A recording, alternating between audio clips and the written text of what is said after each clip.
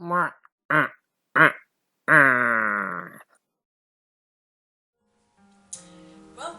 man, mer, and beast, to not quite an episode of Oblivion Kitchen, but sort of.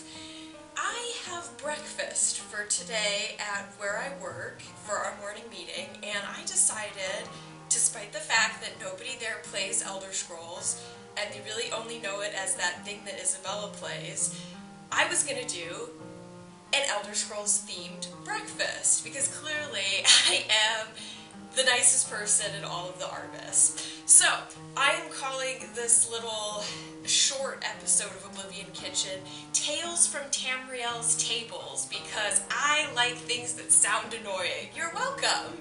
So, a lot of these recipes are normal things with an Elder Scrolls twist to make it easy, and some of them had to get a little creative because I will have to transport this. So, I'm going to take you through a quick walkthrough of what we have this morning. Alright, so here is what we have, and I always say that half of being a hero is the outfits, so I say half of a good meal is presentation. So I've tried to make it look fancy while still putting it in containers I can easily take with me.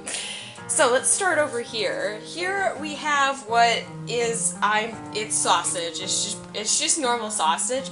But look, no, it's Breton pork sausage. And for each of the items, I wrote a fun Elder Scrolls themed kind of tagline. And then underneath it, I wrote what it actually is. It's just sausage. So here we have Breton pork sausage. Up here, we have Nord Warrior potato cakes. Now, there is a recipe that's very popular in the second era in Skyrim, and that's potato porridge. Now, a lot of us are on-the-go adventurers. We don't have time to sit down and eat a full bowl of porridge. So these are compressed potatoes for when you're on the go and you just need a quick snack.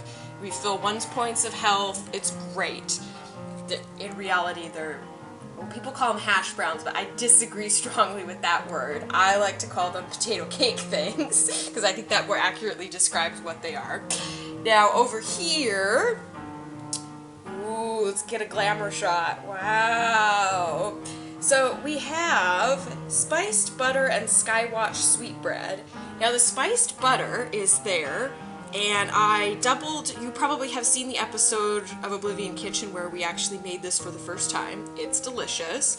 This time I doubled the amount of seasoning and doubled the amount of molasses in it. It's a little more, it has more kick to it, but I think it's a lot better, especially if you're going to have it on plain bread. So, and it looks amazing. Ooh. Now the sweetbread, Skywatch sweetbread, it's just Hawaiian bread, but there's no Hawaii necessarily in Tamriel.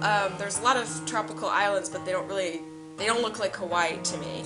So I was trying to figure out what I was going to do because I wanted to try the butter with sweetbread.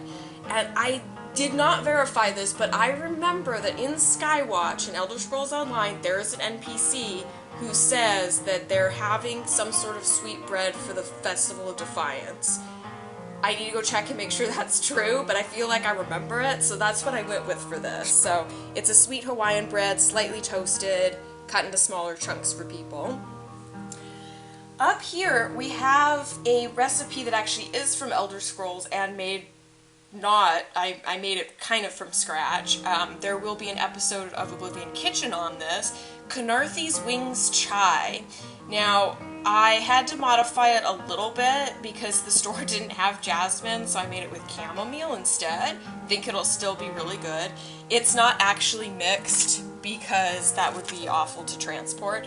So I have some heat-proof containers over there that I'm taking it in, and I'll finish mixing it once I get to work. And it's really good, so that'll be a future episode.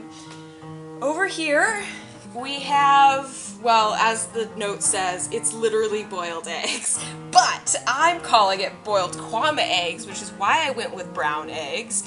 I personally am not a huge egg fan, so I don't cook a lot of eggs differently, which is why they're just boiled. I wasn't feeling up to trying something new.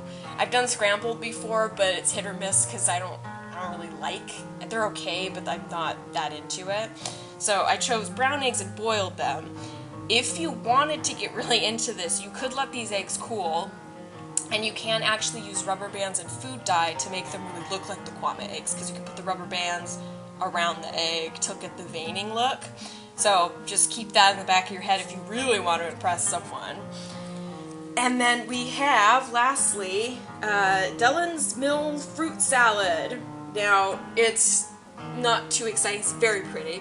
It's sliced sweet apples and strawberries, and Dillon's Mill was famous for these two things. In fact, sometimes you could hear guards complain in Daggerfall, the city, when the mill had this horrible incident and forest spirits tried to destroy it, that the crop was ruined, and you can often hear guards remark, they had the sweetest strawberries, I wonder where we'll get them now.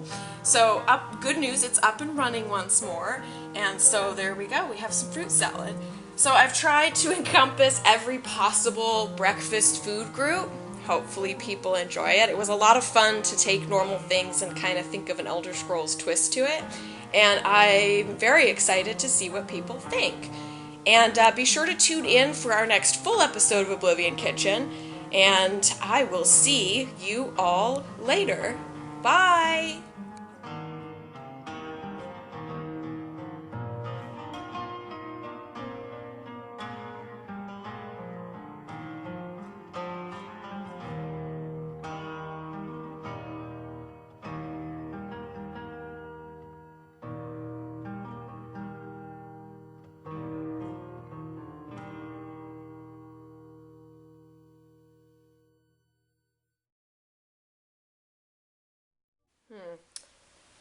I gotta pack all this up.